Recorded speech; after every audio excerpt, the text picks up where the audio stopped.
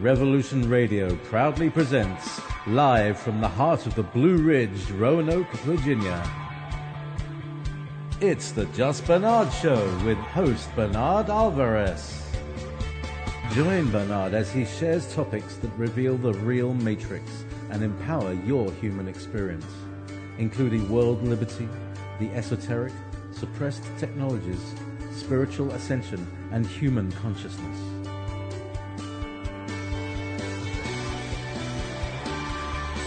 Humanity has awakened, and our time has come to realize our full potential.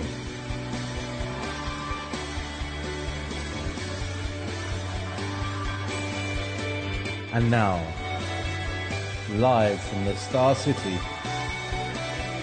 your host, Bernard Alvarez. And welcome, everybody, to the Just Bernard Show here on Revolution Radio at freedomslips.com. How are you, everybody? I hope you're having a wonderful week.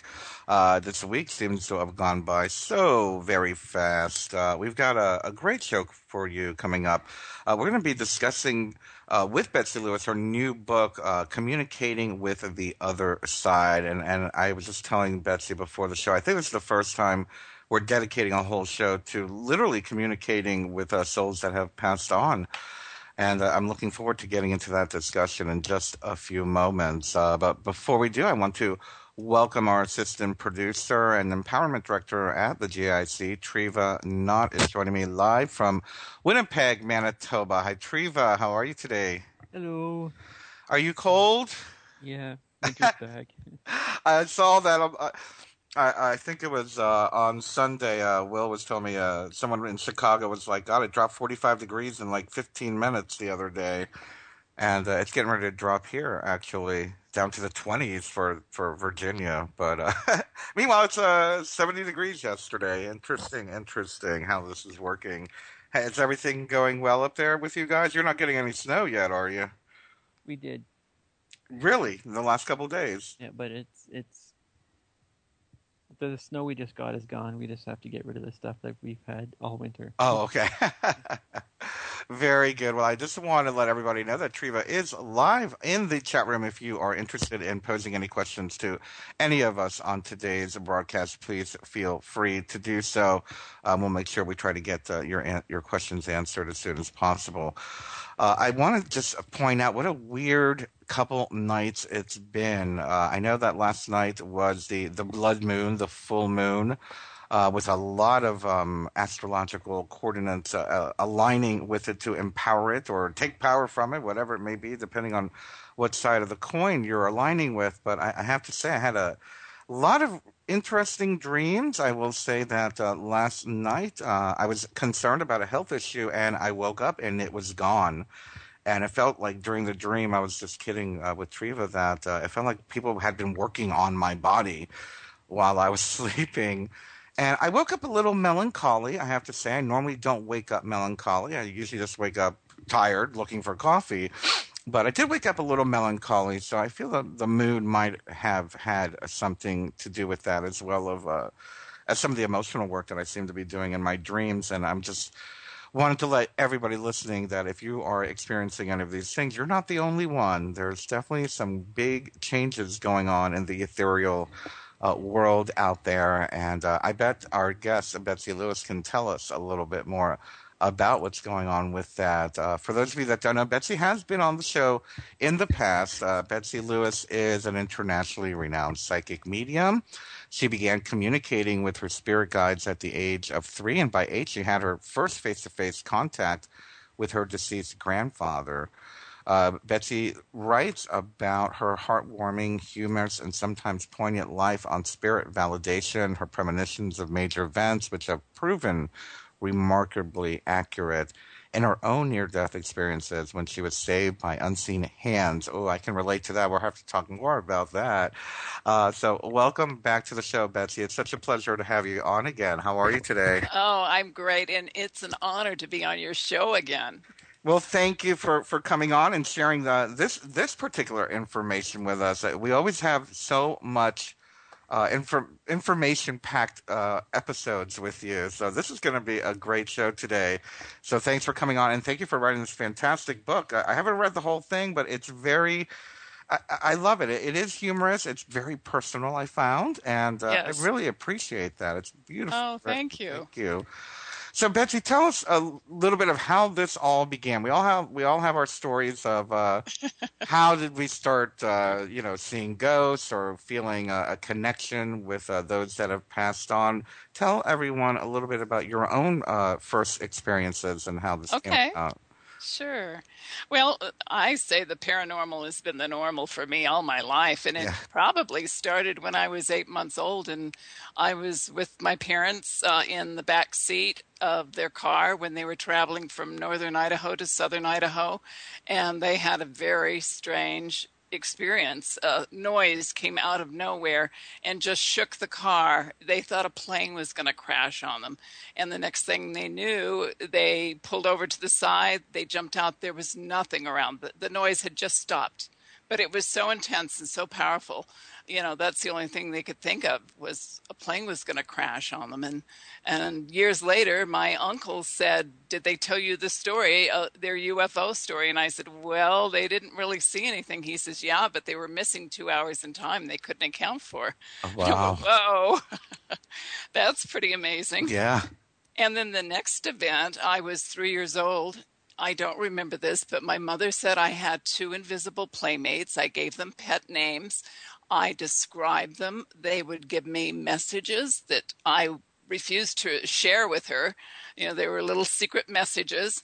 And as I got older, probably by 4 years old, the playmates just kind of vanished from my life. And then the next major event was my grandfather, my beloved grandfather, passed away suddenly from a massive heart attack. He was only 66 years old. He was actually, he was on the border of Idaho, Nevada. He had some mining property there, and he was walking up a hill and just keeled over. So I was just devastated. I cried for days, and I wanted some kind of validation that he was still around. And what's strange is this house that he had built for my parents had a lot of activity in it. And one night I woke up, I had heard a glass fall over. It was one of those metal glasses fall over in the bathroom. And I looked up and I saw this gauzy form of a man standing beside my bed. And of course, I was scared to death. I Right. pulled the covers over my head and I didn't surface until the next morning. I wanted to scream out, but I was too scared. And of course, I didn't recognize him or I wouldn't have been so frightened. But I told my mother about the experience and she understood all these things. She was into the psychic and paranormal. And she said, "I wonder if that wasn't your grandfather." And she pulled out a photo of my grandfather when he was in his 20s and in the military. And sure enough, that was my grandfather. And I was just stunned. Oh, But wow. I kept saying, I don't want to see, a ghostly image, I just don't want to see you like that, because it scared me so much. I guess my grandfather thought, well, I won't come back to her that way, but I'll come back to her, so she hears me. And since then, I've been clairaudient. I hear spiritual voices. I hear the other side, and they've contacted Wow. me many times. Sometimes they just wake me up in the morning to tell me they're there, and I had to tell them, "Stop it unless you have something really important to say." Enough. Oh my goodness. Now, let me ask you a question. What do you feel is the purpose for spirits wanting to communicate with us? Is there one general reason, or is it could it be that they're just stuck, or they want to leave a message? What have you found to be, in your experience, the main reason they want to communicate with us? Well, it depends. It could be for a warning. Sometimes they come back to warn us. Sometimes they just want to validate that they're there. It could be for many, many reasons. I've had confirmations about a loved one that was going to pass away, and my father came through just before my sister passed away in 2003. He just called my name, and I knew that what he was telling me was that he would be there for my sister when she passed away in Argentina. And sure enough, my sister passed away on his birthday, and I knew that he was Wow. there to help her across. And what an incredible, beautiful blessing that was. Absolutely. And what a nice confirmation to know that there was someone waiting there. Mm-hmm. Yeah. Absolutely. And so with that being said, let's talk a little bit about the metaphysical aspects of this. What happens? Let's bring it down to the basics. What happens Okay. when we die? Well, a lot of different things can happen. It depends on what you believe in. It's all about thought and belief. And if you believe that, if you were bad and you're going to go to hell, you're going to experience your own hell. And for those that want to believe that there are angels and harps and just, that type of world, then they're going to experience that. We all go through the tunnel of light. Some spirits don't. They stay trapped on the earthly plane because they still hold a lot of anger, a lot of hate. But those that pass over do experience that. We do have a life review. People like Daniel Brinkley, who was struck by lightning twice and died for several minutes, said, that's exactly what we experience, that we have this life review. So everything that you thought, felt, said, you review. You are your own judge. God doesn't judge you. Right. We are judged by ourselves, and that's probably one of the hardest things in the world, that you could even imagine trying to judge yourself and seeing both the good and the bad that you've done. And I mean everything. Yeah.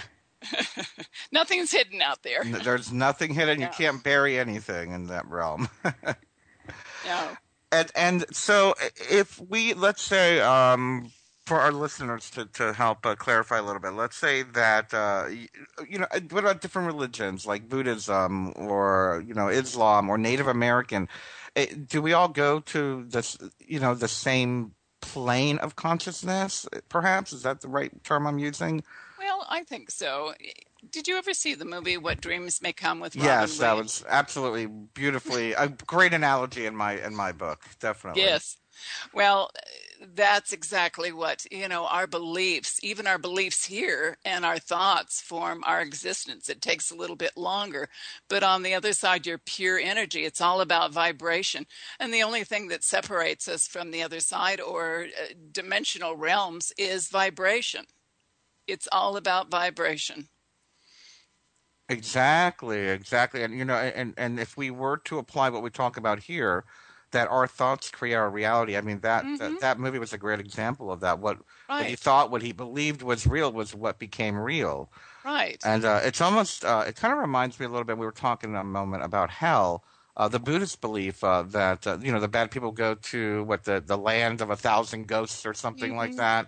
Right. And that reminded me of the part in the movie where the woman was stuck in that dreadful home, and she couldn't leave, and he had to rescue her, but she was so, I guess it was from the guilt or the sadness, and she just wanted to stay in that guilt and that sadness. And I would think that would carry through with you when you change you transition. Sure.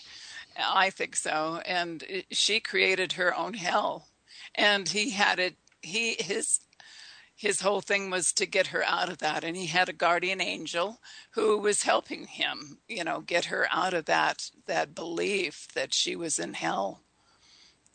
And that's what we do. We create our reality, both here and on the other side. And it's as simple as that. But we just complicate everything, Bernard. We do. Don't we, though? And, I love it because it's true. I do agree that, the whole veil that I call the veil between this world and any other world, it is just a matter of vibration and tuning into that. So can you tell us a little bit how is it that you communicate what you talked a little about clair audio? What is the experience like for you when you're being contacted or you are making the effort to contact someone? Well, it's kind of interesting. I get what I call the knowing, and I just know when something's going to happen, and it's really hard to explain, but it's like, I just see something, or I have a dream about something that I know it's real and it's going to happen, or I'll meet somebody for the first time. I'll know things about them. I'll just get those little messages that say, I'm right, and there's nothing that will convince me otherwise. And I am right when I get that knowing feeling. So, sometimes spirit comes through. I never know when they're going to come through. And recently my sister came through. She was the one that helped me write this book. She wanted it written. She was amazing.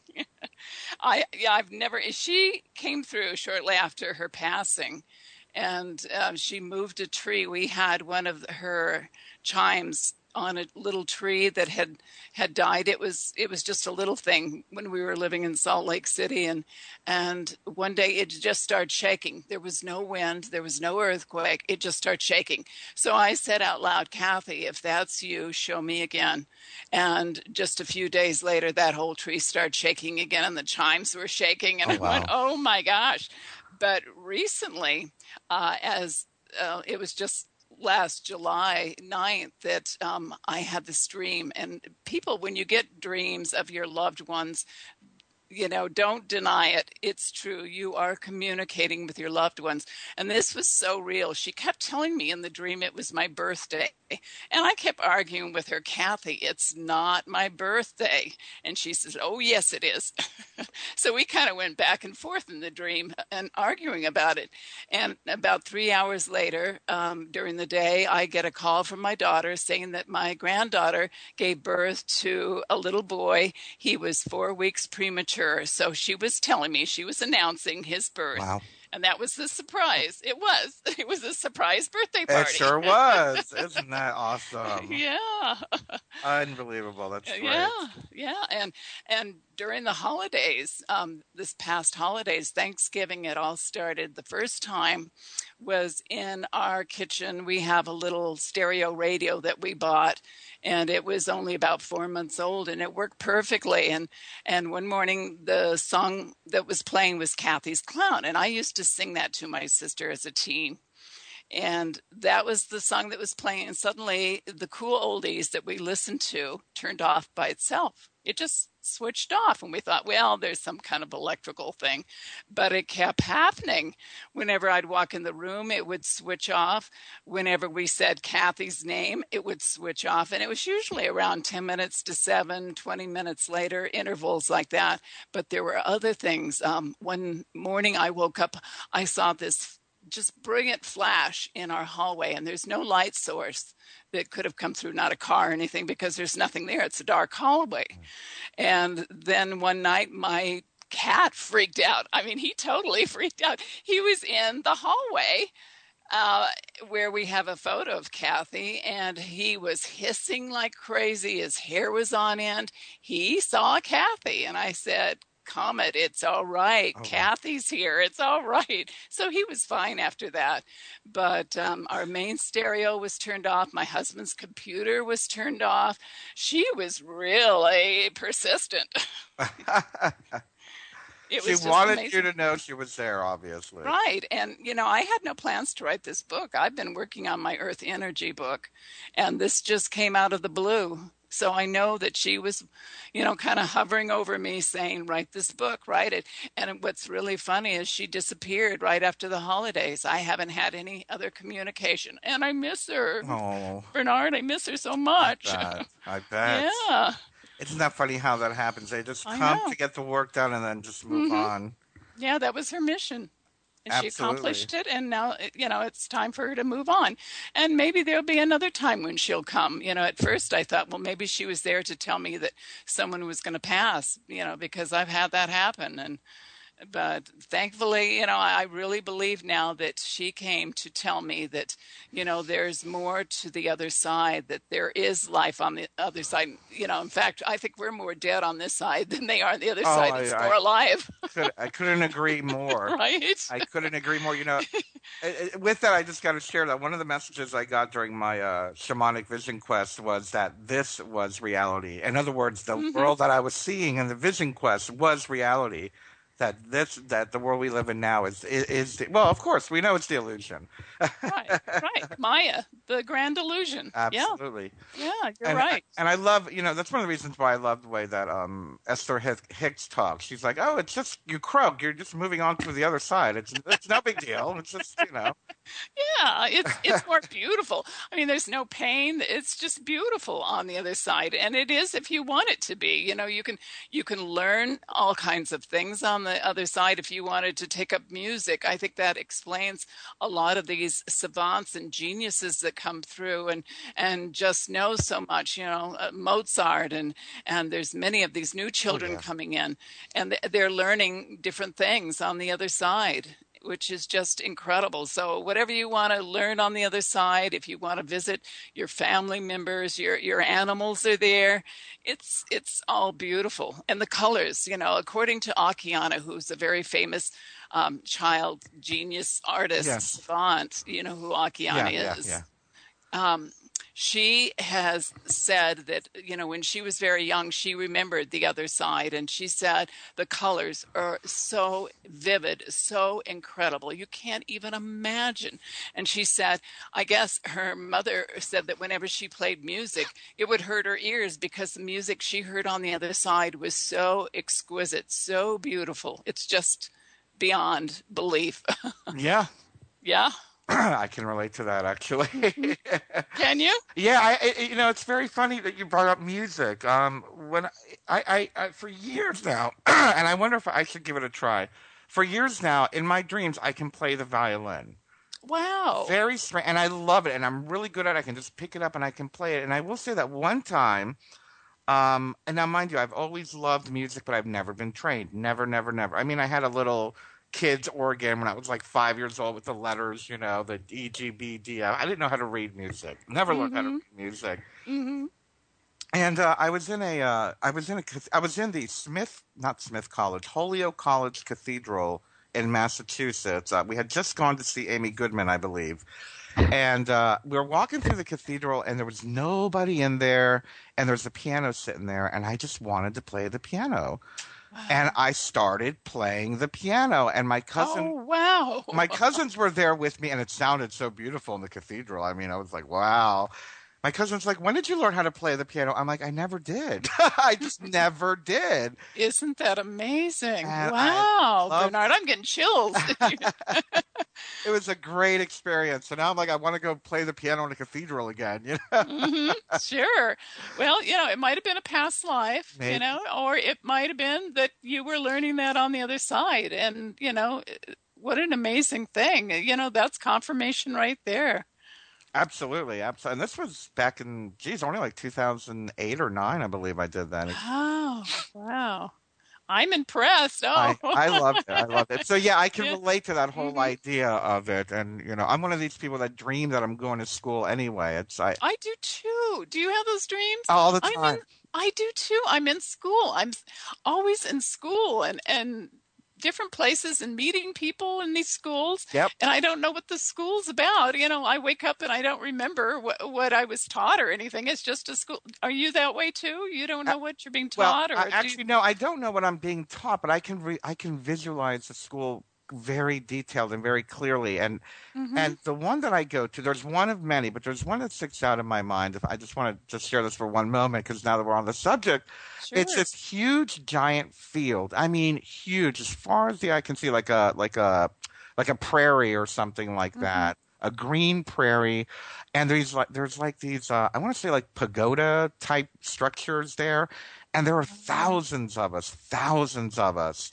And one or two people that we will call the masters will get up and start speaking to us. Wow. And there's just thousands of people, and we're all like, we're loving everything that we're hearing, and it's just an amazing, very amazing a place. And I love going to that place. I get to go there a couple of times a year, and I come back and I'm like, what did I remember? Yeah. What did I learn? What did we talk about? And it's hard. You want to go back there all the time. Yeah. You want to be there and learn more and just, I don't know. It's so hard waking up to reality, right? After something like that, absolutely. And, and actually we have about 2 minutes left on this segment. So let me ask you, is it fair to say, and I know the Native Americans, I forgot who it was, but there's a Native American tribe, maybe it's just the Aborigines that say that the dream world is the real world. and that Yeah. this world is not the real world. What are your thoughts on dreams versus transcending to the other plane of consciousness? Is there a similar overlap in that, or I think so. I think that, I think there's many, many realities out there. We're just skimming the surface of how many realities that coexist with our own reality. And I think a lot of those realities merge into our planet, and we get to see some of these beings from the other side, including strange animals that come into our reality.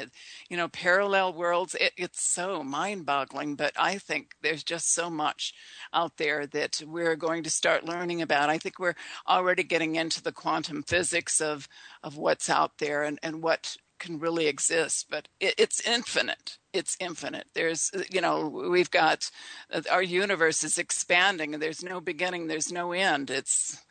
And the planets out there, but I think there's the dimensions too. So, right? yeah. And I love that you mentioned that because I think it's from the new show, the new Cosmos show. I don't know if anyone has seen it, but I fell in love with it. I watched it for like 10 minutes. I'm like, this is awesome. Mm-hmm. And I believe it was the first episode. He talked about that. Now they're postulating or they're theorizing or maybe formulating an equation to prove that not only do we have our one expanding universe, but that our universe is one of an infinite amount of universes. I'm like, so See? now even the universe is, the Yeah. multiverse, he called it. Right. Yeah. And he's like, Right. there's just like universes upon universes upon universes upon universes, and the graphics that they used was just absolutely mind-boggling. It kind of reminded me of like Hindu mythology, with Shiva and whatnot. I forgot which is the god or goddess that holds the universe in his hand, but yet he's being held Mm-hmm. by somebody else, and it's just a beautiful analogy of that. Oh, absolutely. And maybe we're multidimensional ourselves, our souls, our personalities. Many people have thrown that hypothesis out, so maybe so. Maybe so. And you know what? Yeah. I feel that the idea of being multidimensional would explain the whole idea of past lives and how someone who perhaps has moved to the other side can go back in time or can go forward in Mm-hmm. time. Mm-hmm. We say to people, oh, well, they've gone to the light. Well, people that go to the light can also come visit. Is that correct? Yeah, right. Absolutely. They sure can. They can come back anytime they want to Yep. come back if they want to. We're taking a short break. We'll be right back with Betsy Lewis. Okay. Stick around. And now, back to your host, Bernard Alvarez.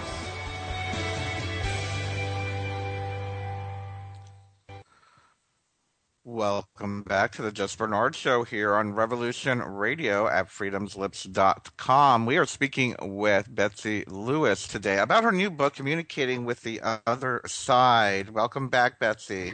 Thank you. As we're on the break, I'm flipping through because we have so much information, and I wanted to touch on something because this actually was very much made a very big impression on my life, and that is the work of what your step uncle did. Oh. And I Okay. have got my whole interpretation about that movie, but let's share with everybody who your step uncle was, because I think they'll be Okay. excited. Well, should I go back to the beginning and how my mother met his Yes, brother? please, thank you. Well, my mom and I were living in Los Angeles.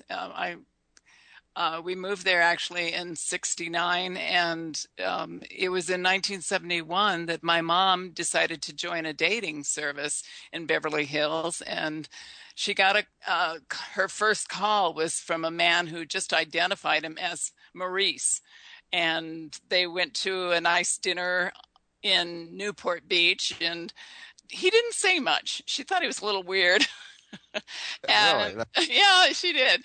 And on the way back, he told her to call him Mo instead of Maurice. And then when he parked the car in front of her apartment building, he got out and he had a book in his hand, a back book, and he threw it in her lap and said, "Read this, my brother wrote it." And she looked at the book, and it said The Exorcist by William Peter Blatty. And so he grabs excuse me, he grabs the book from her and he signs it, and he says, "My brother gave me power of attorney to write this book, autograph this book." And she thought, "Oh my God, this guy is nuts," but she ended up marrying him. Right. Yeah. So William Peter Bill Blatty became my step uncle, and he was working on the Exorcist movie at the time. So it was pretty amazing. And of course, we had to go meet him. We had to watch the movie first. And I wasn't too thrilled about it. There were some dark things about it that which really bothered me. And what's really strange about Bill Blatty had never written anything like this before. He was known for his comedies. In fact, Pink Panther, he was well known in Hollywood for his screenplays and comedy. Yeah. What Did You Do in the War, Daddy? Famous screenplays and movies, but he decided to write The Exorcist to prove to Hollywood that he could write something serious, and it became a mega hit, a blockbuster. And it was based on a true story of a little boy that had that was supposed to have been possessed. Of course, Bill embellished it so much more than and he did a little girl and, a lot of those things. But Bill had some really interesting things happen to him. He believed in the other side. He said when his mother passed away, and she was quite a character too, that his phones would just fly off the hook. He just had things flying around. So, and what's really interesting, he did some paranormal experiments with reel-to-reel tapes, with electronic voice phenomena, the EVP, and he would use an unused reel to tape, and then he'd set it on slow motion or slow, and ask the question. The first question he asked was, "Does God exist?" And then he set the microphone to the highest setting, pushed the button, and waited 3 minutes. And after the tape was replayed, a distinct male voice clearly said the word Lacey. And the second time Bill replayed the tape at a higher speed, the words turned into "hope it," words he believed, which actually referred to the original question.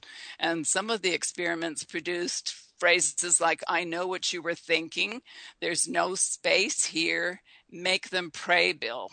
And he actually mailed the copy of the original tape to a friend at Columbia University, who ran it through a spectrograph, and the analysis revealed that the voice wasn't human. In order to create such an effect, artificial larynx had to be built and programmed to say those words. So that was kind of spooky. Wow. itself. Very cool. Now, was that done during the time of that he was doing the movie, or just throughout his lifetime? That was shortly before the movie came out. But I was married to Joe at the time. Joe was 25 years my senior, and Joe was related. He was a distant relative of Desi Arnaz, who was Lucille Ball's husband, singer, actor. And Joe became very ill.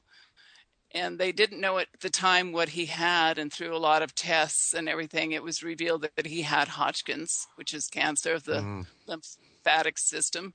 And Joe and Bill Blatty sent him to Mexico for the Laetrile treatments, where Steve McQueen actually went. Yeah, right. Of course, his cancer had metastasized throughout his body, and it was just too late. But that was pretty amazing. But I always thought that Joe and Mo had this incredible past life experience, because there were so many things that were similar in their lives. Their names rhymed, of course, right? And their mothers were both named Mary. And Mo and Joe had immigrant parents. Maurice Blatty, Bill Blatty, had parents from Libya, and Joe's parents were from Cuba. And they were raised Catholic. They grew up in New York, and their mothers raised them because their fathers left. They didn't die; they just took off and left. And they both had 5 siblings, which wow, including themselves, but 5. Yeah. Right. So, so there was some really strange things. And of course, I don't know if you got a little kick out of Mo's personality. He was such a character. He was always saying, disaster, disaster, we're doomed, we're doomed. And he would tell us stories. He was very funny. He had this dry sense of humor, so you never knew if he was kidding or he was serious.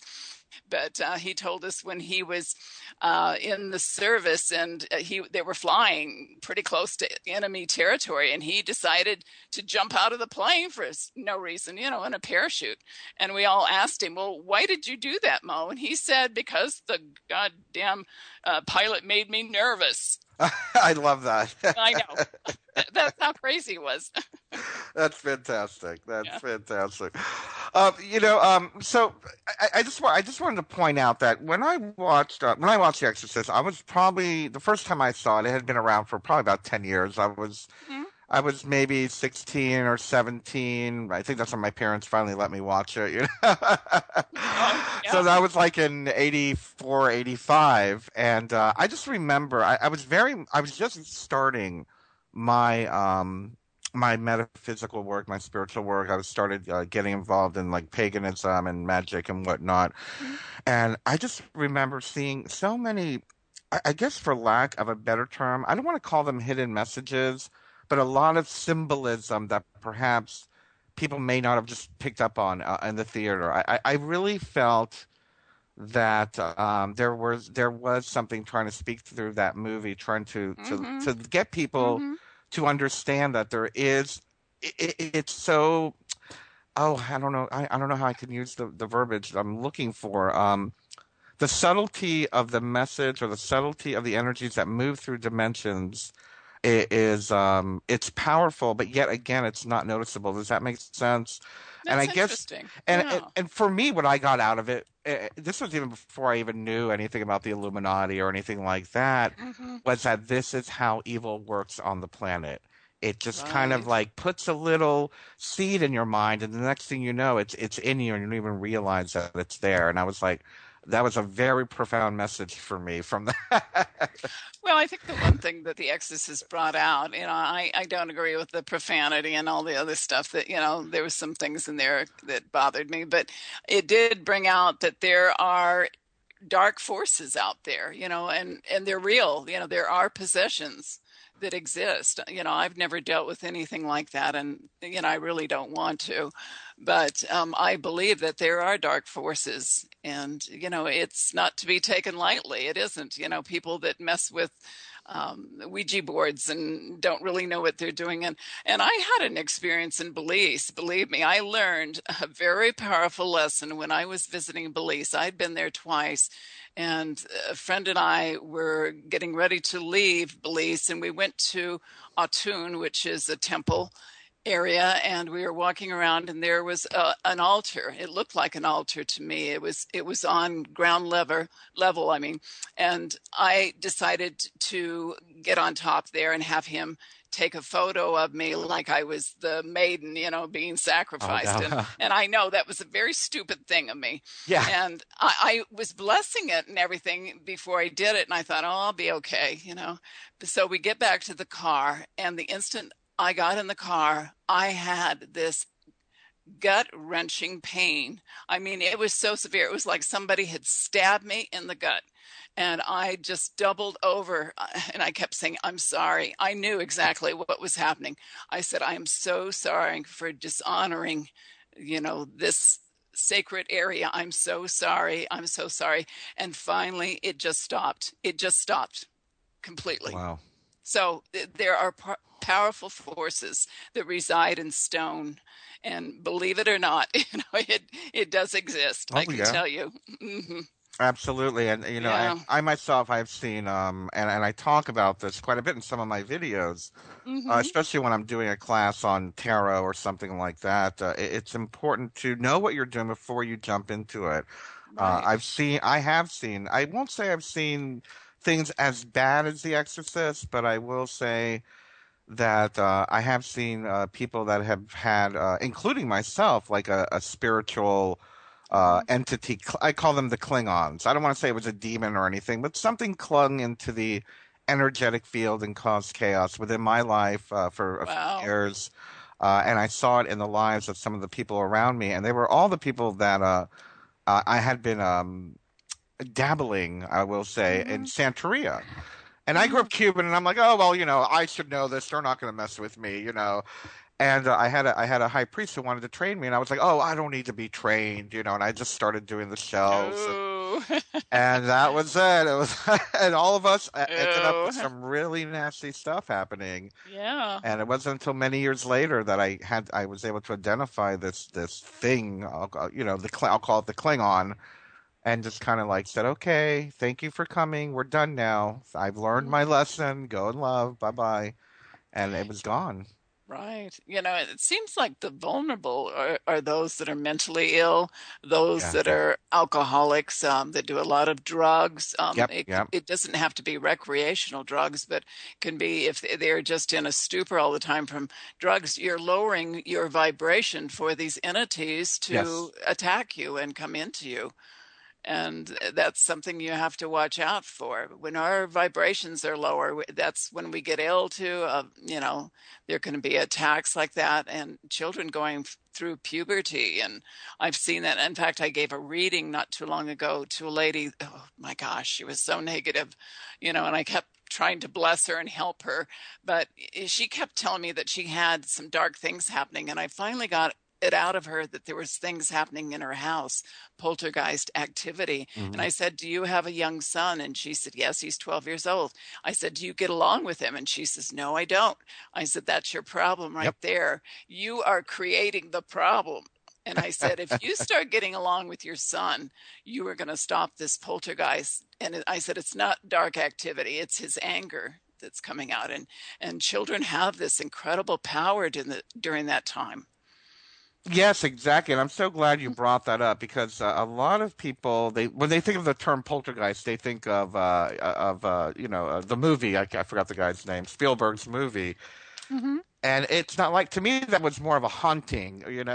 Whereas Right. a poltergeist really is this chaotic energy, usually coming Mm-hmm. from an adolescent. Right. And it's Right. neither negative nor positive. It's just this chaos that they release, and Mm-hmm. it seems to manifest somewhere. Yeah, I knew there wasn't a happy, atmosphere in the home just from her vibes. Her vibes were very dark.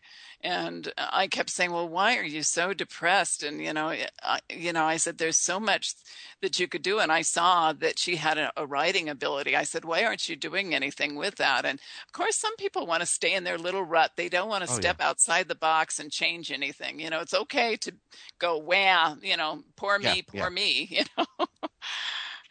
I hate my life, but I don't want to do anything about it. Exactly. I want you to listen to me, and that's it, and cry on your shoulder. Absolutely, absolutely.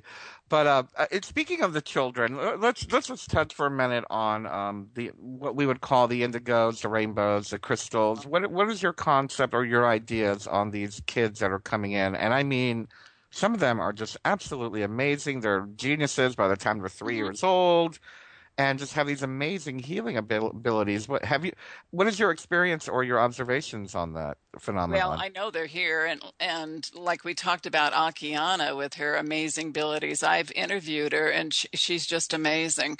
But there are so many children.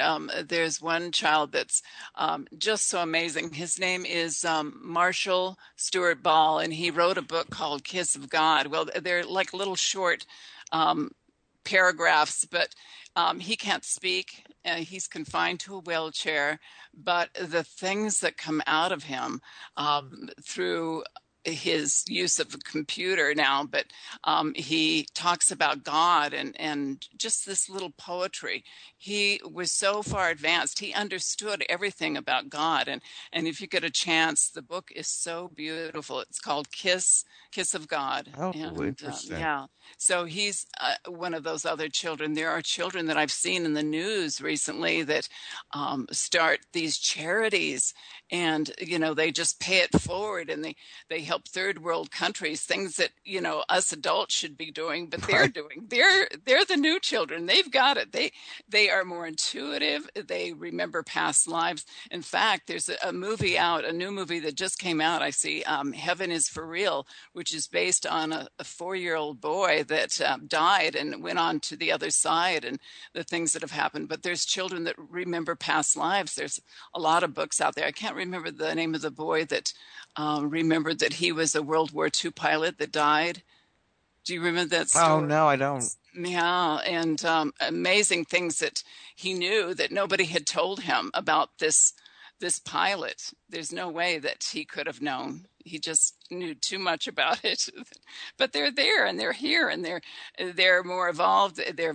Their vibrations are higher. They're just going to bring in the new evolved human and change our world. And that's what they're trying to do right now. A lot of them I feel sorry for, because I think they have parents that don't understand them. Oh, yeah. That don't believe what they see. They see spirits. They just don't want to help them. Well, we also have a society that wants to medicate them. So. Oh, yeah, exactly. That too. It's just horrible. And because they're so different, they think they're ADD and, all these different things, but they're not. They have so much in their head that they want to do and create, that so much energy. Yes. Yeah. And I can't help but notice that I've been in contact with, well, let's say a dozen or so of these new children. Have you? Oh. And I've got to say that I always find that there's always some type of what we would call in the modern world some kind of disability. Either their growth is stunted, or their liver didn't grow all the way, or something to that effect. We work with one of these children at the G.I.C. He's a young man, absolutely brilliant. You sit down and talk to him, and he can tell you the history of the universe, every dimension, what's every dimension like, what's it like to be on that dimension. And he doesn't even acknowledge that he's one of these children. It's like, you're one of these children. He's like, my dad used to call me an indigo. I'm like, yeah, you're an indigo, man. Oh, absolutely. But he has all these medical issues all the time. Mm-hmm. And again, a friend of mine, his son or her son is going through the same thing with different problems with his liver and kidneys. I have another friend who's Asperger's, and I think they're like one of the most brilliant people I've ever seen. And they talk about, speaking to their dead relatives and la la la la la. So I can't help but notice that, and I wonder if it's because their vibration is just way too high for their body, Well, that could be too. Yeah, you're right about the health problems, and many of these children are getting cancer. They're so brilliant, and they're doing so much in such a short time that they know that that's what they were here for. They're here for just a short time to make their impression and do, their mission on Earth, and then they leave very quickly. So, we've got that going on too. Yeah, it's almost as if, kind of like what I was saying. They burn so brightly that they just burn out. Yeah, right. There's stars out there, aren't they? You can say that again. And it really fascinates me when I meet one of these kids, especially like the younger ones that are just so aware and so evolved, to be at such a young age. And it saddens me when parents don't acknowledge that. It's so sad. Mm-hmm. And I wish they would. There's some great books out there, like The Children of Now. I've got Dr. Meg Lucy that's going to be on my show, who had that best-selling book. Well, she's got several of them about the children of now and the new children, and how to help them, their food, they should have organic foods and just different things that she has found with many of these children. Cool. Very good. And speaking of which, Betsy, we have about 1 minute left on this segment. Can we let everybody know about your radio show? When is it and where is it? Oh, okay, sure. It's Rainbow Vision. It's on Blog Talk Radio, so they can go either to my website, which is betseylewis.com, and Betsy spelled a little bit different. It's Betsey, then Lewis is Lewis, and click on my calendar of events. I usually have my shows on Wednesdays around 5:30 Mountain Time for an hour. So I've got some great guests coming up. Be sure and check that out. And I've got fantastic. my Earth News 1, which I post all my predictions and earthquakes and solar events, and I've been hitting a lot of these earthquakes coming on. I feel a lot more coming up. I was gonna say, yeah. If anything, I have you on my news feed on Facebook, and I keep an eye on everything that you post, and I'm like, all right, let's see what's happening now. So if you can What's get Betsy on that's Facebook, get her on your news feed. I'll tell you, she's on right. top of it. She's on top of it, definitely. Wonderful. Well, we have a whole second half coming up in just a moment. I just wanted to remind everybody you're listening to the Just Bernard Show here on Revolution Radio at freedomslips.com. If you would like to learn more about the Just Bernard Show or the Global Illumination Council, please visit us at thegic.org. We've got plenty of videos and classes and so much information that I think you would really enjoy if you enjoy the show. We'll be back after this brief message here on Revolution Radio with our second half of our talk, Communicating with the Other Side with Betsey Lewis. And we'll be right back. And now, back to your host, Bernard Alvarez.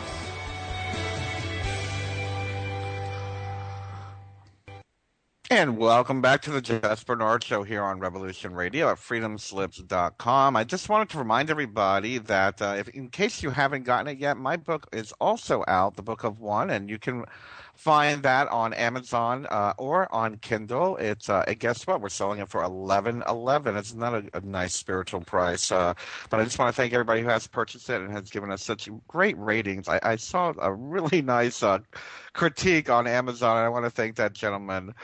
Whoever wrote it, but it is available now, and it's very interesting. It's about my experiences with my shamanic vision quest and speaking with my guides who actually helped me write that book. It goes right along with our discussion today. We are here back with Betsey Lewis, and we are discussing her new book, Communicating with the Other Side. And I love the subtitle, Like Theresa Caputo, the Long Island Medium.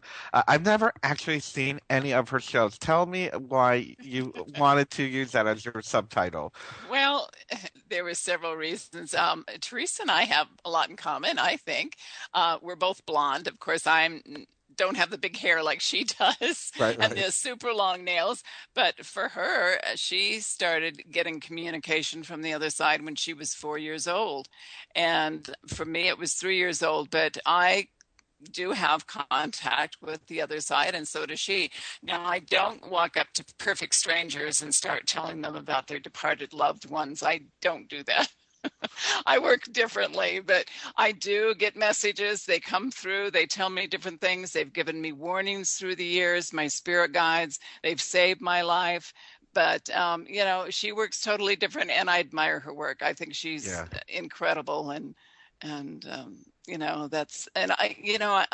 I had kind of a devious reason for using it. A lot of people don't know me. I've been known because I became quite known actually from coast to coast. I've been on the show for 3 times, and people heard about me that way.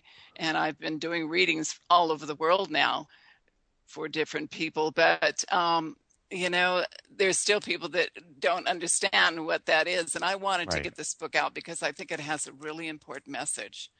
And, my sister helped me with that message too. And I think one of the most powerful messages right now is for us to, don't wait until your loved ones pass over to tell them how much you love them and appreciate them every day. It's so important because life is short. When you think about it, we don't know when we're going to go. And if we don't take that time, so many people have guilt and feel that, they just didn't have any time to tell them anything. So tell them now. Don't wait until they pass over for many years, my sister and I were estranged, and that was really on her side. Not that I wanted it, but, she was upset with me for a few things. And, it took some intervention from the other side. Some very strange things brought us back together again. Finding my half-sister helped, and it was just amazing. I was told that I was living in Tucson at the time, and something told me I had to move back to California, and I knew it had to be about my sister, and I was compelled to move back, and I knew that somehow, some way we were going to connect again, and we did. It was just incredible. And the time that we had together was so beautiful. And we spent one day at a Buddhist temple near where she lived in Tehachapi. It was a beautiful Korean Buddhist temple out in the middle of nowhere. We had to drive this through this dirt road and into this canyon to get there, but it was so beautiful, and I just feel that it was all meant to be. I love that. Isn't that beautiful? Yeah, isn't it? So glad to hear that. I know. It's funny how that happens. Now, let me ask you, did you guys get much time after you reconnected together? We did. I had found our half sister, and we connected. She flew from Texas to LA, and we had this beautiful day that we drove all around. We went to Malibu. We had lunch there. We just had a beautiful day, and my half sister got to spend a whole week with Kathy, and shortly after that, she started getting sick, and we didn't know how sick she was. And then her husband, Hector, decided he wanted to move back to Argentina and live there so they could retire there. And I just knew something was terribly wrong, that there was something more than what was, she thought she had. And it progressed. I think she had colon cancer. She was a heavy smoker, which was a bad thing. And it just got worse. But I think she knew. For a long time that she was not doing well. But I'm glad that we had that time. And during the time that she was sick and I could call her and communicate with her, she had a hard time talking. I kept telling her that, Dad is there for you, because I felt his spirit near her. And she said that she could feel someone near her. Oh, nice. Yeah. So when she passed over on his birthday, I mean, that was it. I knew it. I knew he was there. Yeah. And, she was always, full of mischief and had a great sense of humor. And I think she still does. I think that's why she was turning off these things around here. It was great. Oh, that's so lovely. Thank you for sharing that with us. I love that. It's funny that it's wonderful actually how we can sometimes sense our loved ones near us or around our other living loved ones that aren't doing well. I remember same thing happened with my mother. When my mother was getting sick, I could feel my father coming back around. It was like, this is very weird. Yeah. I could smell his cigar. I'm like, Mom, he's here. Yeah. So they come back. They do. They do. They do. And don't deny it, right? I mean, Absolutely. sometimes we start second guessing, we smell a whiff of their perfume or their cologne or a cigar, like you said, or, we turn on the radio and every time we turn it on, their favorite music, their favorite song is playing. Isn't that something? That's not a coincidence. That's real. Yeah. That is the real thing. They're communicating with you. And so many times I hear stories, and I'm sorry, I just wanted to get this out there as we're talking about this, is that so many times we hear the story of people that are going through this, but they are forced to believe they're going crazy or it's not real. And it saddens me that they don't give themselves the opportunity to embrace what's happening. Right. And sometimes it's even stronger communication than that, or even a dream.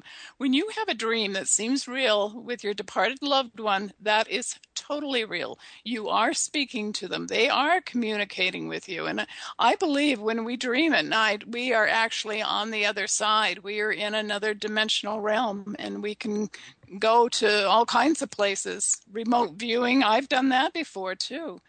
Yeah. Absolutely. I with that, I wonder maybe I could get your 2 cents on this, because I had for many years, probably about 5 or 6 years this lasted. My father, after he had passed, he would pull me into the dream, or into his dream, I guess is the term. And I would be back in my house, and he would be there sitting at the dining room table, reading the newspaper, doing his thing, and it would feel as if in the dream, it would feel as if months would go by, But I'm like, but you're dead. He's like, no, I'm not dead. That was a mistake. I'm fine. I'm here. And I would wake up feeling like I was in there for real and that he was alive. And it was like, wait a second, is he alive? Is he dead? I mean, to the point where I even started believing it in the dream. Right. And somebody had said to me, they were like, Bernard, he's just confused. He didn't want to leave. Mm-hmm. And they're like, you have to Mm-hmm. help him. And I used to have to go in the dream and literally tell him, no, Dad, I promise you're gone. You're gone. I'm like, look, Mom's here with you. He's like, no, we're not dead. I'm like, no, Mom is here with you. You know, I'm like, you guys, Uh-huh. they must have gone back to the house and are there in their, in their paradise or whatever. Mm-hmm. But it was very strange, very strange. Do you still get that, Bernard? No, what I do get though is I dream recently, and actually this happened to me maybe 4 nights ago. I Mm-hmm. dreamed that I'm in the neighborhood, but I never go back to the house. I never go back to the house. I'm like, every time I go back to that house, they pull me in, And in the dream, I'm saying that to myself. I'm like, oh no, every time I go back to that house, they try to make me think they're alive.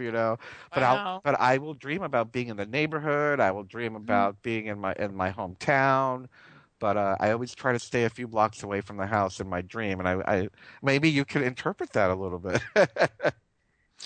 Well, I would say that you're just afraid to go in there, that you're the one that's holding back, and that you're sensing the memories. You're afraid of dealing with those memories of the past. Do you feel that way? Are you putting up a block about something that Well, I mean, is a I part think of your past? the only thing I can say about that is I lost my parents fairly young Right. my mid and late 20s. That And is young. so, I mean, I do miss them. I felt cheated. I was like, I was angry at the world. I was like, and I was adopted. So I was like, geez, I was orphaned twice already, you know? So let me ask you, have you ever searched for your parents, or have they searched for you? Do you know, have you made a connection? Because I think someone wants to connect with you. I wouldn't know. The only thing ever tried to do myself was get my medical records because I Mm-hmm. wanted to know how much Native American I am. Mm-hmm. I was just interested in perhaps my health records or something. Is that your hereditary? You're Native American too? According to my mother, but see, my father lied to me. He said I was German, Spaniard, and Irish. Ah, My mother said you're not Spaniard. Your father's Spaniard. He wanted you to be Spaniard. She said you're Native American, Irish, and German. I'm like, well, that makes a little more sense. yeah, I feel the Native American too that you have. Yeah, I do definitely. Mhm. And I think there is someone that wants to connect with you. Oh, A wow. mother, yeah, I think so. There is a free, it's called Soundex. And if they're looking and you're searching, they can hook you up. A lot of times that's a great way to start is Oh, go I through never even heard of that. Soundex. Never Yeah. even heard of that. I've helped other people find, you know, uh, adopted children and or, parents. And so, yeah. Very interesting. I'm going to have to follow up on that. How Yeah, exciting. I'll send you the link. That would be great. That would be great. Absolutely.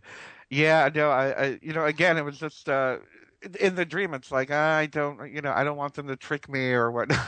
I have to Hmm. go through the waking up and seeing that they're not there anymore. So I guess maybe that's why I don't want to go in that house or whatnot. I will say though, and I don't know if you can sense this. I had a gentleman who, actually one of my spiritual teachers. And he told me about a chamber beneath the house. Now, this kind of freaked me out because I had dreamt about this as a child, and I never told Mm, anyone. Never mm. told anyone. He said there's an etheric chamber beneath the house, and there's a lot of dark magic going on down there. And I was like, "What are you talking about?" He's like, "Your family's cursed." I'm like, "Oh, but I'm adopted." He goes, "Your adopted family. You through your adopted family have some curses there." Ah. And I I started talking to my cousins, and it seemed that everything along my mother's line, there's a lot of violence, a lot of murder, rape. Hmm. I mean, all these Mm, horrible, mm. horrible things. I Really? think my great grandmother, lost 4 children before they were age 4. Oh my goodness. The Wow. great Wow. grandfather was this like brutal rapist, crazy, violent man. I mean, just horrible things. I was like, Mm, mm. whoa. So maybe that guy was kind of right. There was some kind of curse going on there. Now you grew up in Florida, right? I grew up in Miami, yeah. Miami, okay. And there is a lot of because of the way that it's made. I think a lot of that area is part of Atlantis, actually. Yes. I've always felt that. I lived in Florida too for a while in Hialeah, and I always felt that there was some connection to Atlantis there. So, you've got all that sandstone and what is it? Limestone. The fossil. Well, yeah, you have sinkholes going on all the time there, which, yeah. So I feel that very strongly, and maybe you're connecting with something from a past life. Maybe. Yeah. Maybe from Atlantis or something, and maybe that energy is still there. Yeah, there's definitely something there, and it's funny you mentioned that because as a now that I don't live in Miami, I look at it and I'm like, oh, I couldn't stand living there anymore. Or it's like, God, the people are so shallow and it's so busy and it's so expensive and it's all concrete and it's just so ugly now. When I was growing up, it wasn't like that. It was more nature. I mean, we had woods at the end of my block. Now it's condos, No. But I just remember feeling so connected in Miami. I loved being in Miami. I felt very spiritually connected there for a very, very long time. And then, what I'm feeling, and this is really strange, with your adoption, I feel that you have some connection to New Mexico. Have you ever been there, or have you lived there, or is there something about New Mexico? I will say this: how very odd or great that you picked up on that. When I was told I was Native American, that's the first thing that popped up in my head. I visualized. Really? Yeah. Yeah, me too. I'm getting it really strong. That's the first thing and my mother's like, "You're Apache." I'm like, I don't even know what the Apache is. I thought that too. Oh my God. Hey, I think we're onto something here. I was like, I don't even know. I don't know where the Apache lived. Is it New Mexico? I thought it was Wyoming. I don't know. Yeah, Arizona. Yeah. Yeah. But yeah, I can see someone doing some kind of ceremonies in Kivas. Wow, that would be great. So that would be the Southwest. Yeah. And yeah. Isn't that funny? I never, even before I was told I was Native American, Betsy, like I said, I loved Miami. I loved South Florida. I never wanted to leave South Florida. I loved living in Miami. I loved the beach and all that. And then I went to Las Vegas and I fell in love with the desert. I was like, oh, if I ever live anywhere, I want to live in the desert. I just felt such a connection.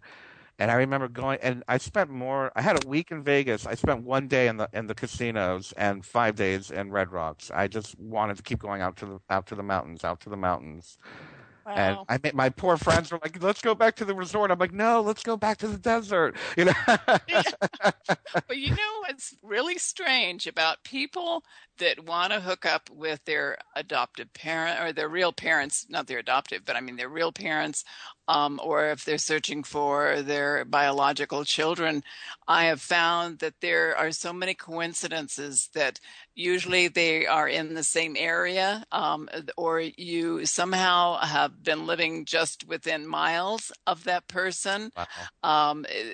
I've read many, many stories like that. And so I would say that, if you are searching and thinking, that part of you is missing and you need to have some kind of just knowing that, who your parents were. And so many people do want to know who their biological parents are, just to know who they are and where they came from, have those roots, Exactly. I think that would be something that would be very healing for you.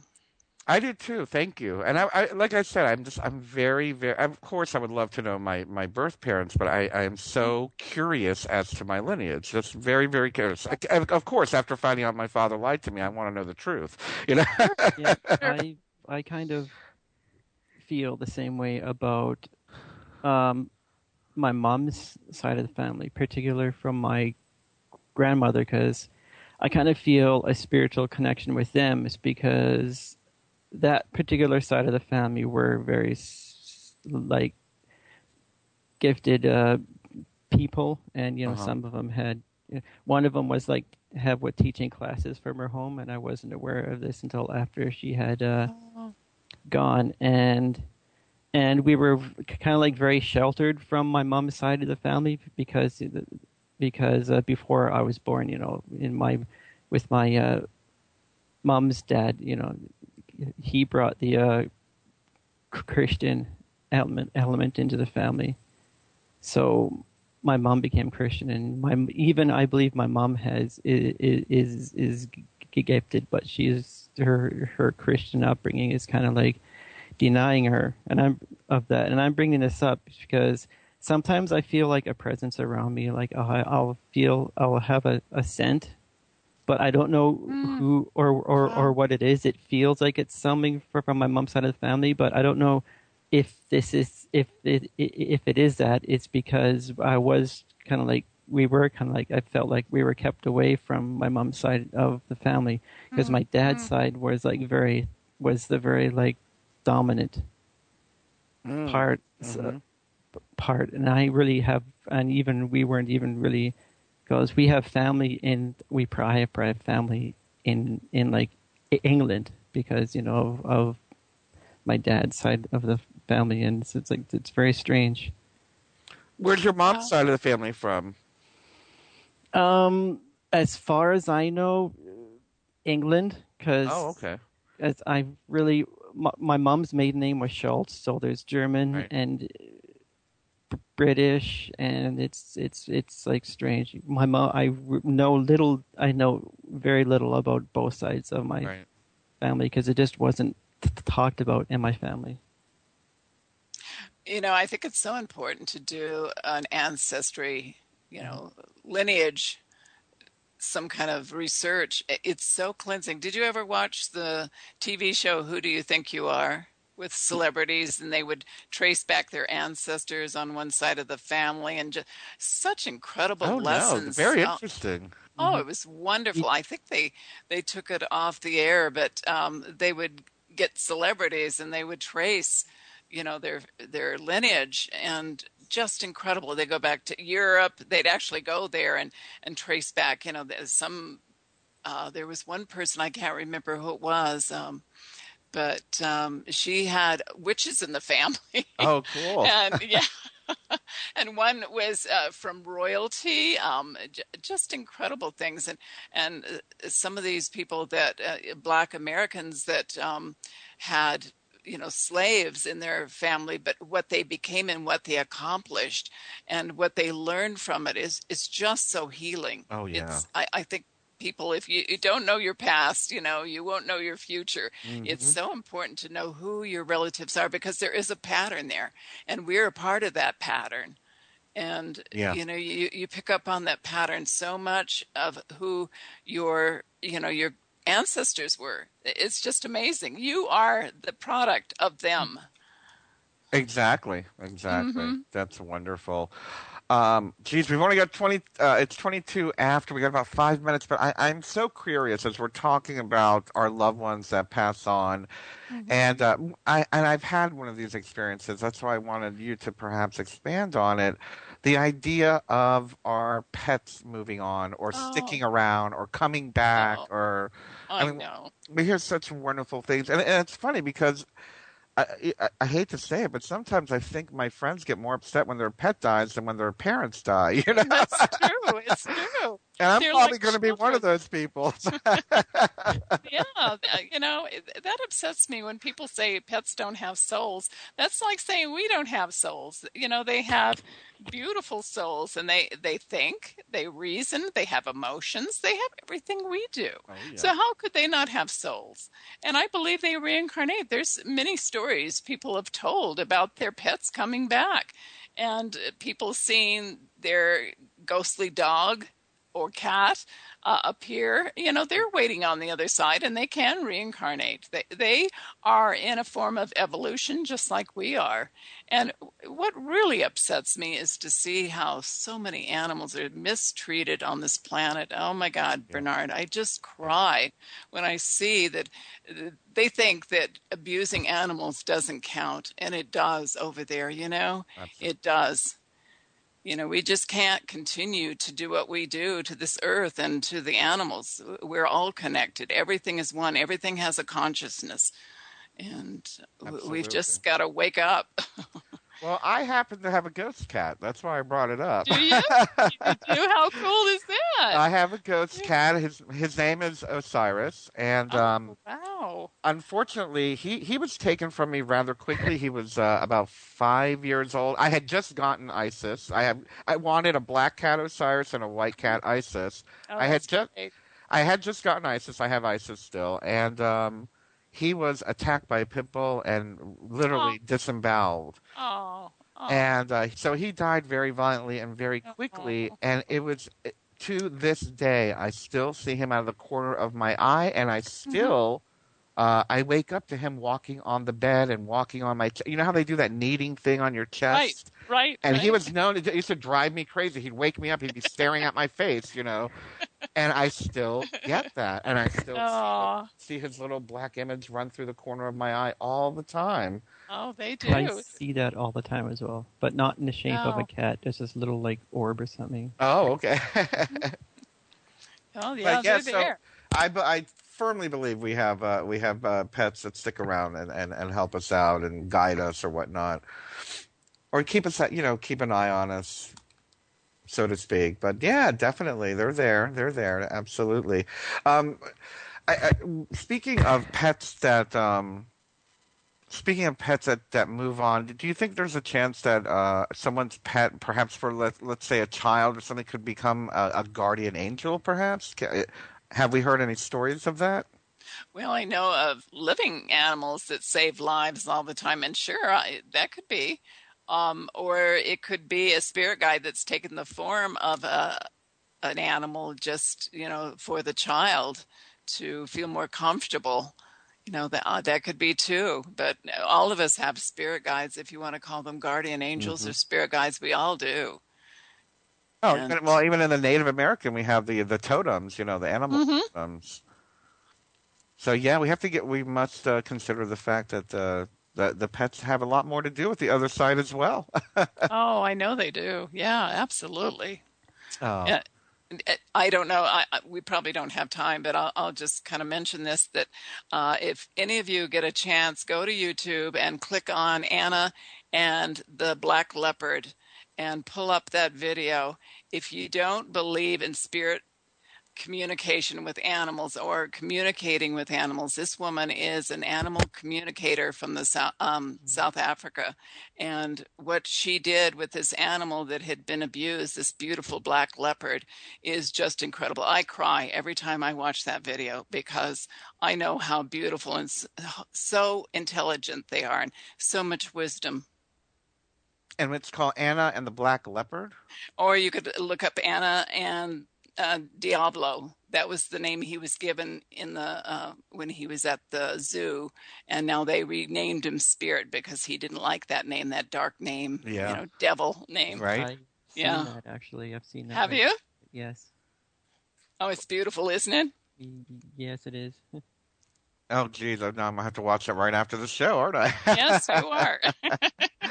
That's beautiful. Wonderful. Well, if anything, I love again, it's just to realize that, the animals are part of our wonderful living family here on the planet. I always talk about the human family, but I always try to also include the animals in that. The living family is something that we have to consider, because we're all vibrational beings going through an experience here on the planet. Right. Now, we've only got about 1 more minute left. So, and we can pick up on this after we come back. The idea of soulmates, is it real? Yes. And then soul also, friends, I call them. Okay. Not soulmates, but soul friends. Okay. And then I don't know how much you believe in or use this term, the twin flame phenomenon. Ah, okay. Have you heard of that? Yes, I have. Oh, okay. Yes, yeah. So maybe we'll talk a little bit about that, because God knows there's been enough people in my life that I've met that I feel like I've known immediately forever, like a 5-minute conversation, and like we're best friends, Right. Right. But There are no coincidences. We're all meant to come together, yep, the people that we've known, and we reincarnate each time to be absolutely. together. Alrighty, we'll be right back after this message. And now, back to your host, Bernard Alvarez.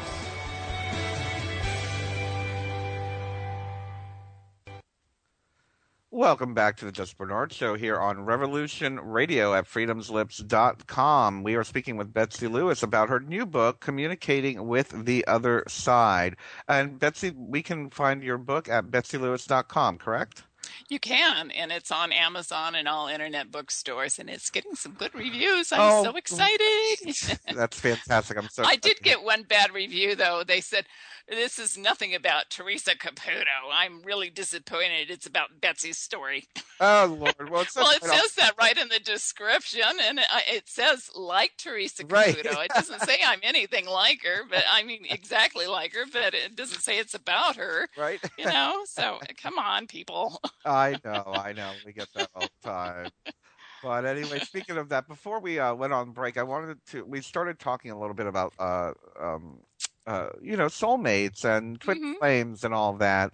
I wonder what your thoughts are on the idea that we do reincarnate to perhaps finish some work or some karma with another being. I don't think it's just one being. I think it could be many. I think we have what I call soul friends. Soulmates, I don't know. I'm still kind of out on that. I know that the concept of twins, like you said, twin souls, that's the concept that we each have someone that's a counterpart, a twin, that is either in the form of that is manifested in the goddess image, or in the opposite, the yin yang polarization of what we are. And they come, they are with us through eternity. And that's kind of an interesting concept. But it seems like, from what I've read about reincarnation and all, that we choose our parents. Sometimes we don't like the parents we like in a lifetime, so we come back and we're with other people. But we come into this planet usually to learn lessons, and we plan out our lives before we come into it with our soul, our spirit. Right. Our spirit guides, and they help us plan out what lives we're going to have and how we're going to grow, what we need for our actual soul growth. So I think that's kind of interesting. I know we all want to believe that there's just this one soul out there that is meant for us and we'll go through all eternity with, but I'm not so sure. I think that it's all about growth, and there could be many soul friends. And you know what? There was an interesting story that I heard. It's a true story. A man called in to, I think it was Coast to Coast, when Art Bell was on, and I heard this one night, and it was probably one of the most amazing stories I've ever heard. This man called in and said that he used to have a dream over and over when he was a child, that he was with a bunch of babies and he was playing in this beautiful silver water. It was the most incredible place. And he said the dream came to him over and over and over, and he felt it was like a real place. And years later, he ended up getting married. He had a son, and one day his son came to him and said, "Daddy, I'm so glad that you and Mommy are my parents, because the last parents I had mistreated me." And the father looked at him like, "What is he talking about? Mistreated me?" He says, "Do you remember when we played with the babies in the silver water?" And his father just about keeled over when he heard that. He had never told a soul about his dream. And his son remembered when they were on the other side playing in this water and played with the babies. Isn't that amazing? And he didn't like his parents that he had before in the past life. Isn't that great? Wow. Yeah. That really, I'm breathless. That's such an awesome story. That's fantastic. And I'm very curious on your thoughts on this, because I have had a weird experience, let's say, for lack of a better term, in the past, about 20 years ago. About 20 years ago, I had met a young man who was going to the church I was at. I was very good friends with his mother, and he was probably in his mid-teens or whatnot. And he said to me, he goes, I know you. I'm like, oh, okay, and like, yeah, I'm friends with your mom here at the church. He's like, no, we know each other from Arcturia. And I'm like, what? He's like, yeah, you and I used to do this work, blah blah blah. I mean, he just went into this whole spiel of working with blue light and Mm. this and that. And so I have to ask you, what is your idea of the whole concept of perhaps soulmates even on other planets? Oh, I think we could have been extraterrestrial and on other dimensions. Absolutely. And you know what's really interesting? There are many stories of extraterrestrials seen with our departed loved ones. People have claimed they have seen that. So if they're dimensional and they're on that other side, they're interacting even with, the our departed loved ones for whatever reason. And many people that have had many abductions claim that, it goes back to their children, but even maybe perhaps before they were born, that this was all planned. So it's kind of interesting. Yeah, it really is. It really is. Yeah, And yeah. and it kind of goes along with that whole idea of the new children. Are these new Hmm. children incarnations of evolved beings from other planets or dimensions, Right. perhaps even? Right. Well, I think right now with all the ET stuff that's going on, people are seeing all kinds of orbs out there and UFOs and strange things in lights and what the Vatican keeps trying to hint at aliens that we're going to have some kind of disclosure very soon. And I don't know, did you see that tapestry that where the Pope was standing in front of it with Queen Elizabeth and Prince Philip recently?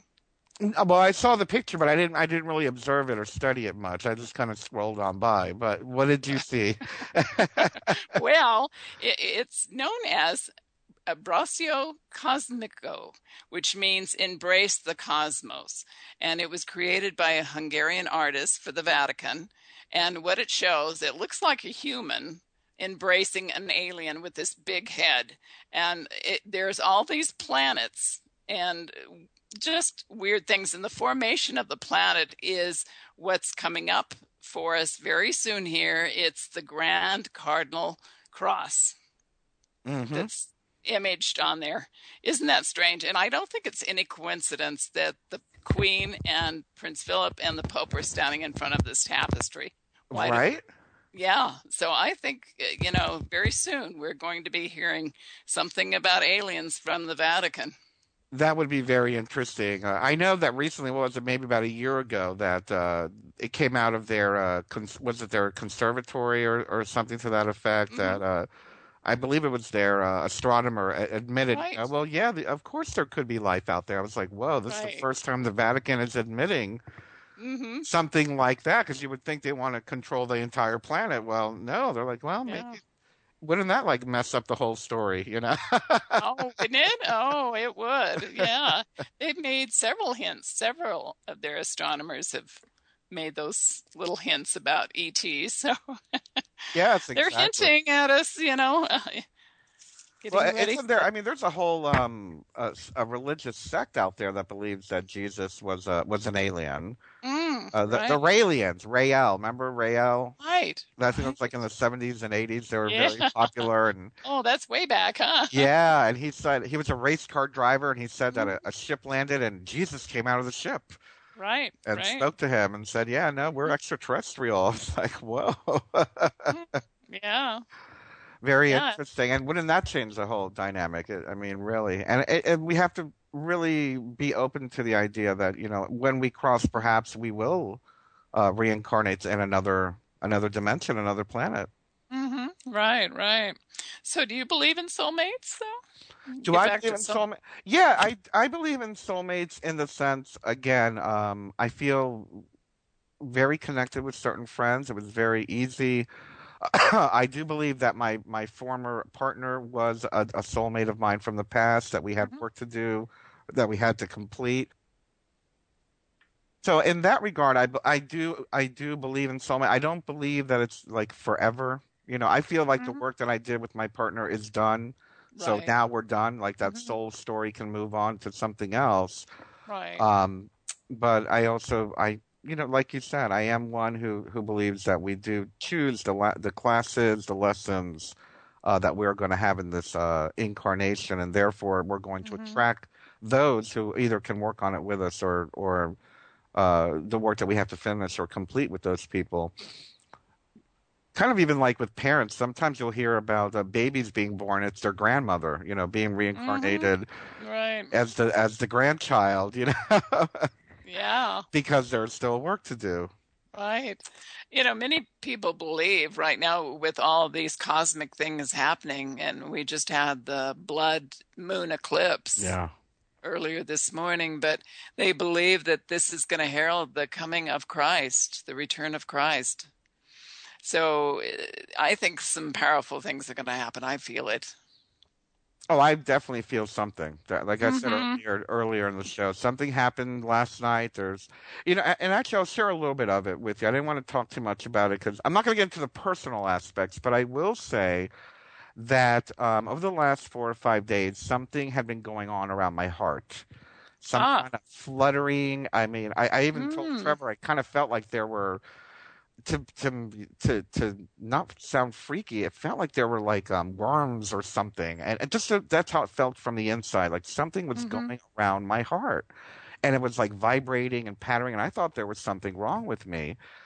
And Really? then last night, in the middle of the night, I woke up and I had all this love, this energy, this love energy move through me, and I opened up my heart. I came to a lot of realizations about the people in my life and my family members and Mm-hmm. whatnot, and I felt a lot of emotional healing in the middle of the night. And of course, that's when these things happen, always at 3 o'clock in the morning. But and then this morning, the sensation, here I was getting ready to go to the doctor to say, check my heart, there's something wrong. And I wake up and it's gone. That sensation, that weird feeling is gone. So for me, that it kind of symbolizes there must have been some kind of heart work that I was preparing for, and maybe the full moon had something to do with it, perhaps. I don't think perhaps. Absolutely. Yeah, Bernard, I think it did. A lot of people were responding. I woke up at 2 o'clock last night and I walked outside and it was a little bit overcast. And I kept looking for the moon. I couldn't see the moon out there. And suddenly it peeked through the clouds and I saw a partial eclipse up there. And, I couldn't get back to sleep. And a lot of people said they had a sleepless night last night, Yeah. this eclipse. Wow. Okay. Well, unfortunately, it was raining last night and I couldn't see anything. But Anything, but you felt it. oh boy, did I! I mean, like I said, it felt like there was, Mhm. zaps of energy around my heart for days. And last night, it kind of just subsided. I Mhm. slept right through last night. Very big breakthrough, absolutely. And I hope, I'm not one to believe in one master returning. I'm hoping that it's everybody becoming Mhm. Christ.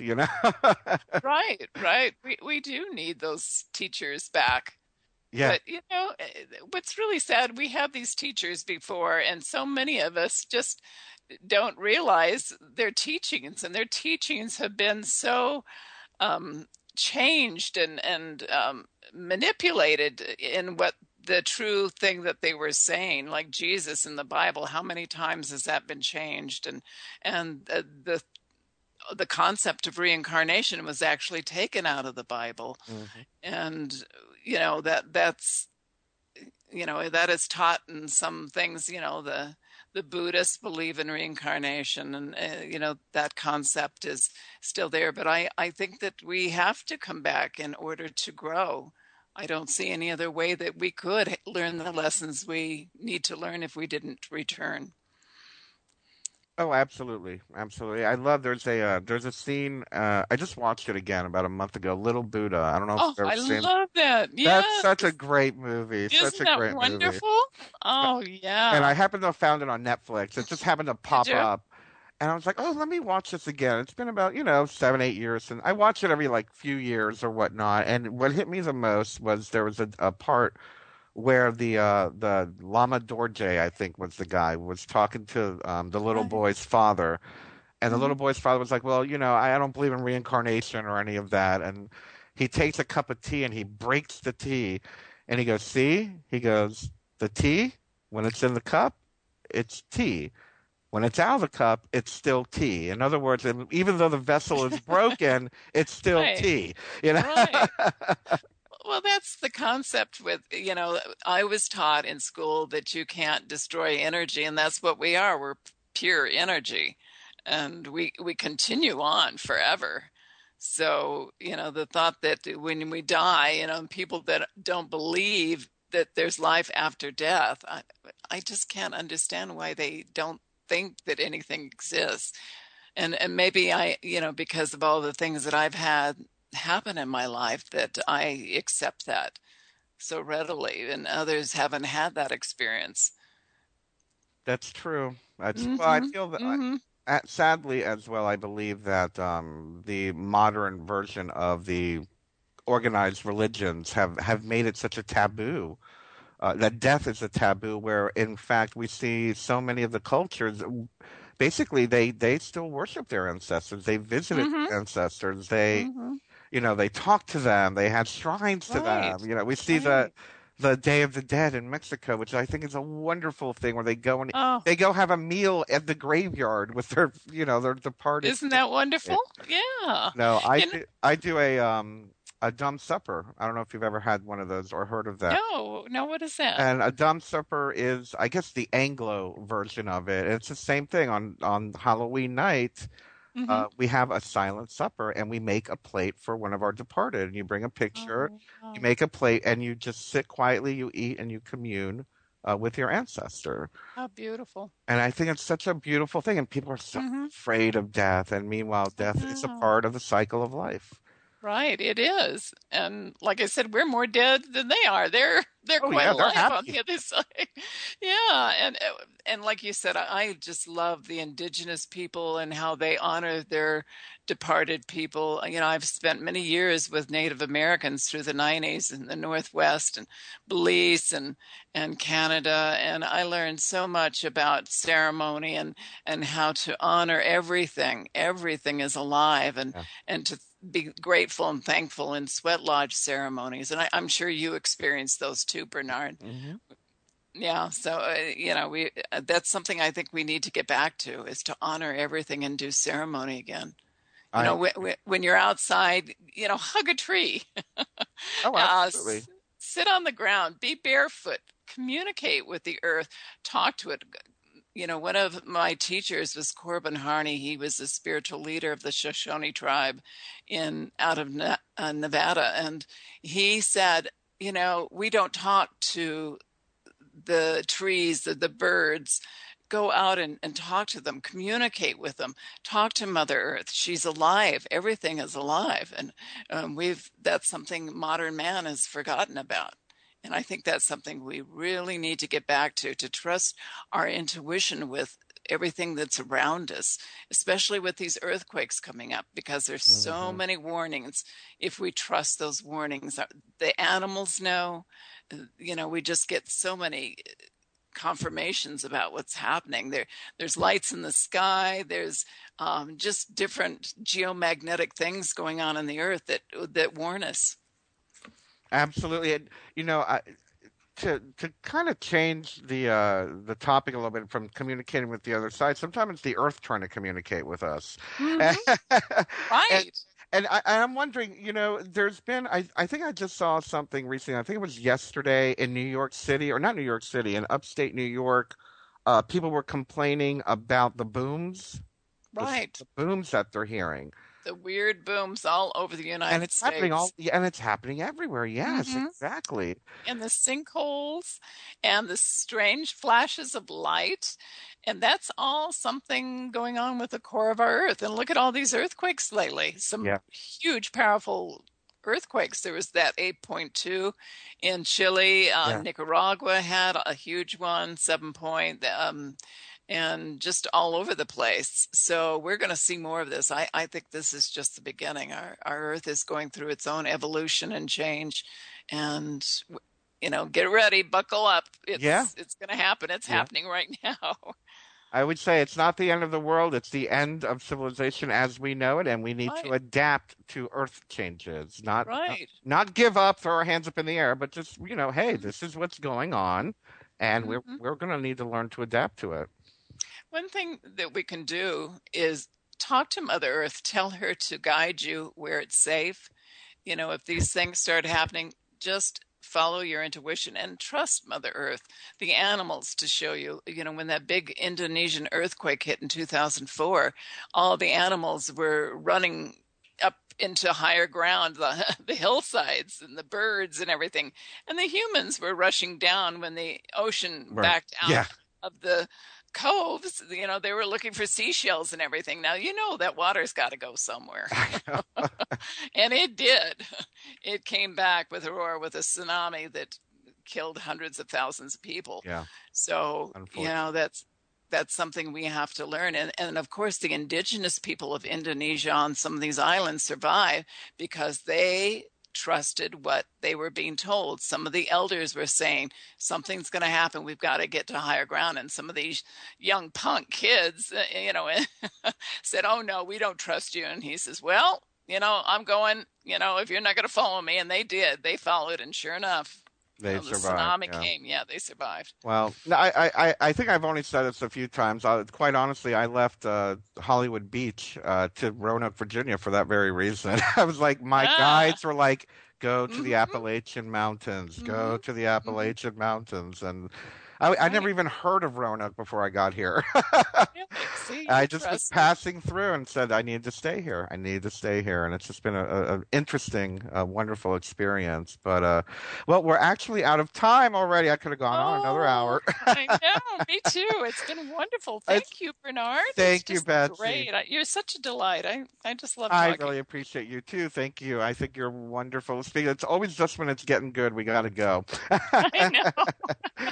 Anyway, everybody, I want to remind you our guest name is Betsey Lewis, and you can find her, you can listen to her weekly on the Rainbow Vision Network on blogtalkradio.com/Rainbow Vision, and you can go to Betsey, Betsey, Lewis, LEWIS.com. You can find her book. You can read her Earth reports. What do you call them? The Sun and Earth Report? Oh, Earth News 1. Earth News. Yeah, Anyway, that's right, on my website. We will see you all next week. We love you very, very much, everybody. Have a wonderful week. Bye-bye. There is no denying the world is awakening. We see it in the global uprisings and demonstrations of the people around the planet and the new way of thinking and living that is arising naturally within each one of us and our communities. I have been a major player in this global shift and movement for over 20 years and have helped tens of thousands of people around the world change their lives and find their voice in order to help create the paradigm change we so desperately need. Join me here at Revolution Radio on the Just Bernard Show every Tuesday at noon Eastern Time for 2 hours of powerful interviews and discussion with some of the most influential visionaries of consciousness, alternative media, and suppressed knowledge. We promise to reveal the real matrix and empower your human experience.